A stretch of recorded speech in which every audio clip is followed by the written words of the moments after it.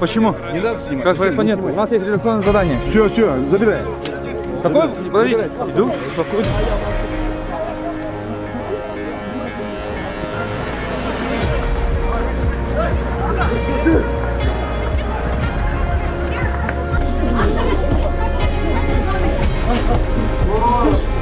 Алкаш емеспін, наркоман емеспін.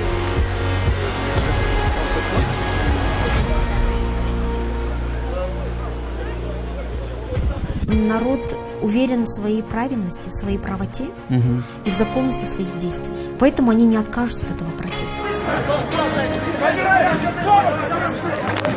Я журналист. Я журналист. Это гражданский протест. Для них важно, чтобы была отмена.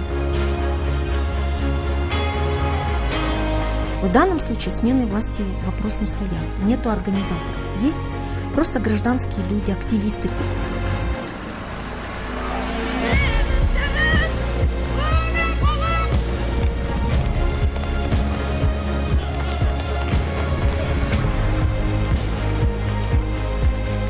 Нет, вы объясните причину задержания. Будьте добры, Владимир Александрович.